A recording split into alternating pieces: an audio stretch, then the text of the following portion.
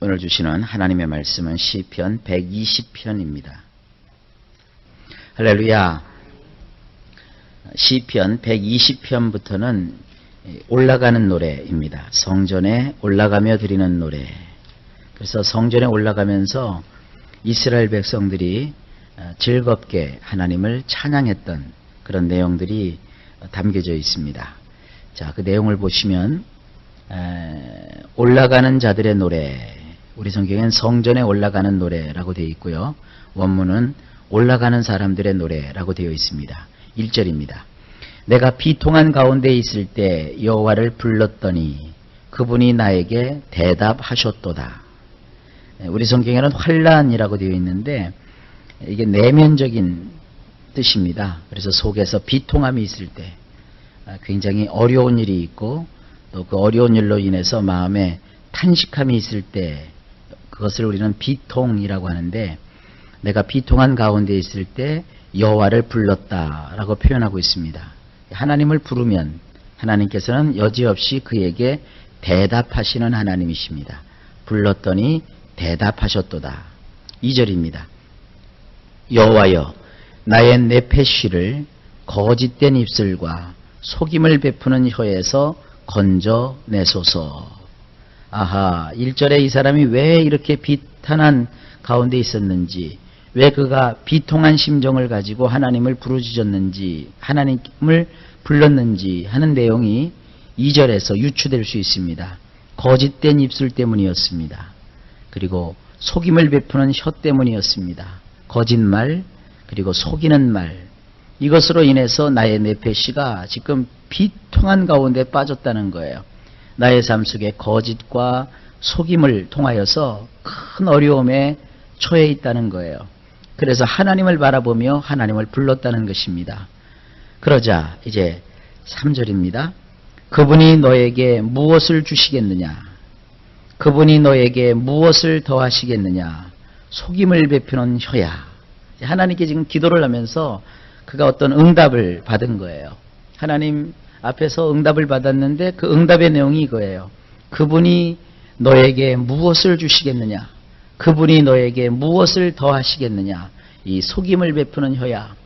그러니까 속이는 자, 거짓말을 행하는 자에게 상처를 받고 아픔을 갖고 하나님께 기도를 했더니 하나님께서 그에게 응답을 주신 거예요. 그래서 그 응답을 받고서 그가 이야기하는 겁니다. 과연 하나님께서 속임을 베풀고 거짓을 행하는 그 사람에게 무엇을 주시겠느냐? 또 무엇을 그 위에 더하시겠느냐? 응답의 내용이 4절입니다. 용사의 날카로운 화살과 로뎀나무 숯불들이로다. 자, 용사의 날카로운 화살이면 뭐예요? 용사가 전쟁을 치릅니다. 그러면 힘이 센 사람이기 때문에 뭐 거침이 없지요. 그런 용사가 아주 날카로운 화살을 시위에 걸어서 그 거짓을 행하고 속임을 베푸는 사람을 지금 노리고 있단 말이에요. 그러니까 용사가 그 강한 팔로 활을 당겼는데 한쪽 손을 놓으면 이제 뭐 여지없이 화살이 날아가서 꽂히는 것이죠. 이게 죽음이에요, 죽음. 그러니까 속이고 거짓말을 하면 그 결과적으로 인생 속에 남는 것이 뭐냐? 죽음밖에 없어요. 두 번째로는 로뎀나무의 숯불이라고 했습니다. 우리는 이 로뎀나무 그러면 굉장히 뭐라고 할까요? 좋은 감정을 가지고 있죠. 여기서는 좋은 감정을 가질 필요가 없습니다. 엘리야가 하나님의 성산을 찾아가다가 지쳤죠. 지쳤는데 로뎀나무 그늘 밑에서 쉬었다고요. 그럴 때 그 로뎀나무는 뭐죠? 굉장히 안식을 주고 쉼을 주는 그런 의미가 있습니다. 그런데 이 로뎀나무는 사막지대에 살고 있는 그런 식물입니다. 이걸 갖다가 어떤 그 용도로 썼느냐 하면은 햇빛이 쨍쨍 내리비칠 때는 로뎀나무가 그늘을 제공해 주니까 시원하게 쉴 수도 있지만 어두운 밤이 되면 사막은요 일교차가 심합니다. 일교차가 뭐냐 하면 낮에는 머리가 훌러덩 벗겨질 정도로 뜨겁다가 밤이 되면 그야말로 사람이 얼어 죽을 정도로 춥습니다. 일교차가 심한데 밤에 뭔가 이렇게 모닥불을 피워야 되잖아요. 그런데 이 로뎀나무는 말이죠, 특별히 그 로뎀나무 뿌리는 이 땔감으로 아주 좋답니다. 불을 이렇게 지펴도 불이 잘 붙는데요.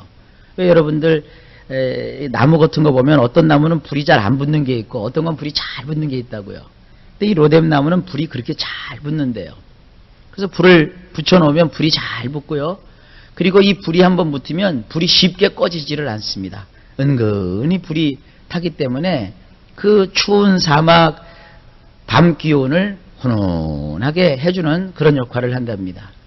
그래서 그 로뎀나무를 이렇게 모아놓고 불을 지피고 그리고 잠이 들 때면은 숯불이 있잖아요. 그 숯불이 아직도 그 불기운이 좀 있다고요. 그거를 그 사막 밑에 땅을 약간 파고 숯을 깐 다음에 그 위에다가 모래를 덮고 그 위에 이제 이렇게 담요 같은 것을 깔고 나서 거기서 누워서 자는 거예요. 그럼 우리식으로 말하면 뭐죠? 온돌이죠, 온돌. 근데 이 로뎀나무 숯불이라고 하면 그것이 뭐냐면 잘 꺼지지 않는 거예요.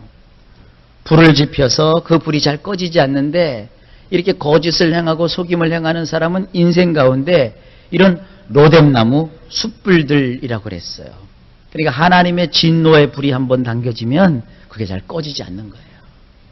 그래서 속임을 베풀고 거짓을 베푸는 자가 하나님의 신실한 사람들을 이렇게 넘어뜨리려고 왔다가도 그들이 넘어지는 게 아니라 자기들 인생이 불이 붙어요. 그리고 자기들 인생이 불이 붙어가지고 그게 꺼지지를 않아요. 이게 불이 붙었다가도 금방 꺼지면 좋은데 이게 숯불이 되고 그 숯불도 아주 그냥 꺼지질 않아요.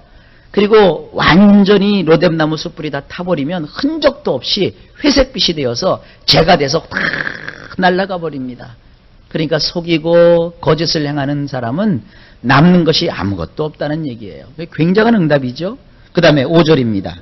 메색에 머무르며 계달의 텐트들 가운데 거하는 것이 나에게는 화로다. 이 메색이라는 것은 한 지명 이름이기도 하지만 그 단어 뜻을 보면 메색이라는 말은 뽑아낸다라는 뜻입니다. 뽑아낸다. 이렇게 잡아가지고 송두리째 뽑아내는 걸 메색이라고 하고요. 그 다음에 계달이라는 말은 말이죠. 어둡다, 캄캄하다 이런 뜻을 가지고 있는 단어입니다. 자, 그렇게 한번 적용을 해서 한번 봅시다. 뽑아내다. 이 뽑아내는 곳에 머무르며 그 다음에 어두운 텐트들 가운데 거하는 것이 나에게는 화로다. 자, 보세요. 지금 1절에 보면 비통함 가운데 있죠. 그가 왜 비통함에 처했죠? 거짓말과 속임을 베푸는 혀 때문에 그가 비통함 가운데 있었어요. 근데 이 비통함 가운데 있는 것을 이 5절에서는 어떻게 표현합니까? 인생이 뽑히는 거예요. 여러분, 거짓 때문에 속임 때문에 시달림을 받으면 우리의 인생이 어떻게 돼요? 뽑히죠. 살 의욕도 또 뭔가 하고 싶은 의욕도 또 무언가를 이루고 싶은 그런 열정도 다 뽑힌단 말이에요. 인생이 뽑히게 된다고요. 그런 것에 머무는 것이 나에게는 화다 이랬고요. 그 다음에 그로 인해서 인생의 불이 다 꺼져버리죠. 어둠이 임한다고요. 그 어두운 텐트 속에 거하는 것이 나에게는 화로다 그랬어요. 그러니까 한번 반복이 된 거죠. 6절을 보십시다.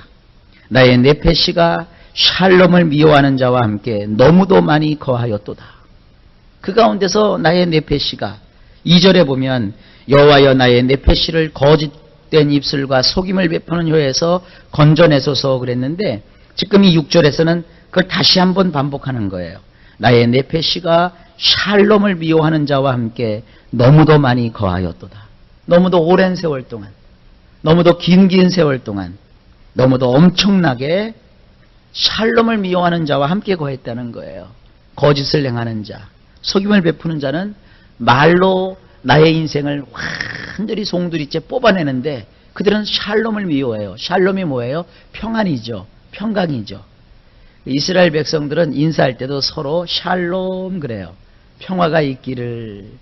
그런데 그 평화조차도 인사조차도 하지 않는 그러한 사람과 함께 너무나도 오래 거하고 있었다는 거예요. 7절입니다. 나는 샬롬이로다. 그러나 내가 말하자 그들은 싸우려 하는도다. 그런 엄청난 고난 속에서 그가 있었다는 거예요. 근데 그가 그 고난 속에서 어떻게 했죠? 하나님께 부르짖었어요. 여호와를 불렀단 말이에요. 그러자 하나님께서 대답해 주셨다고요. 그 대답해 주신 하나님의 응답이 뭐예요? 용사의 날카로운 화살과 로뎀나무의 숯불들을 그에게 응답으로 주셨어요. 자, 이것이 성전으로 향하여 올라가는 사람들의 첫 번째 노래예요. 생각을 해보세요. 하나님의 성전을 지금 올라간다고요? 근데 그들은 성전 밑에서 세상에서 살았단 말이에요. 그러니까 이 세상이 온통 어떻다는 거예요? 속이고 거짓하고 이런 데서 성도들은 어떻게 살아요? 이 세상은 매색이에요. 이 성도가 이 땅에 뿌리를 내리고 살면 결국은 남는 게 아무것도 없어요. 예수 믿으면서 여러분이 이 땅에서 행복하고 이 땅에서 가지고 이 땅에서 누리는 것으로만 여러분의 행복을 생각하면 우리 예수 믿는 사람은 다 송두리째 뽑혀버리고 말아요. 신앙이라는 것도 말이죠. 교회 나와서 그냥 우리들끼리 먹고 마시고 즐겁고 이런 건 아무런 의미가 없어요. 교회 나와서 먹질 못한다 할지라도 즐거운 일이 없다 할지라도 오직 하나님만 바라본다면 그의 인생은 남는 것이 있어요. 극단적인 예를 들었지만 여러분의 인생 속에 하나님을 바라보시기 바랍니다. 이 땅에서는 다 뽑히는 것밖에 없어요. 그리고 이 세상은 어두워요. 분명히 얘기하셨잖아요. 주님께서 이 땅은 암흑 가운데 있도다. 이 어두움 가운데 하나님께서 빛을 비추셨도다. 그 빛은 누구세요? 예수 그리스도이시란 말이에요. 우리는 그 예수 그리스도의 빛을 받아서 빛의 자녀로 하나님께 나와서 하나님과 더불어 삶을 살아가는 자들입니다. 그러한 그 장막과 그러한 텐트 속에서 일상생활을 하던 이스라엘 백성들이 이제는 그곳에서 나와서 하나님의 그 예루살렘이라고 하는 것은 샬롬이 많다는 곳이에요. 세상은 샬롬이 없어요. 샬롬이라고 말해도 그들은 거짓과 속임을 베푸는 혀와 입술을 가졌기 때문에 진정 나를 향하여서 평안을 빌질 않아요. 그러나 지금 하나님의 샬롬이 있는 예루살렘 성전을 향하여 지금 이스라엘 백성들이 이 노래를 부르면서 올라가는 거예요. 이 세상에는 샬롬을 미워하는 자들뿐이로다.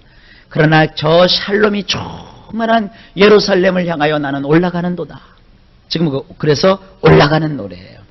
그러니까 어떤 특정한 사람이나 특정한 일이 나를 이렇게 괴롭혔다라는 그런 말씀보다는 성전으로 올라가는 노래이니까 이 세상 자체가 속임과 거짓으로 충만하고 이 세상을 향하여 하나님께서는 용사의 날카로운 화살로 그들을 다 심판하실 것이고 그리고 이 세상을 로뎀나무의 숯불처럼 다 불타서 다 사라지고 말 것인데 여기에 내가 연연하지 않고 하나님을 향하여 내가 한 걸음 한 걸음 지금 나아갑니다 하는 노래가 바로 이 시편 120편에 올라가는 자들의 노래입니다.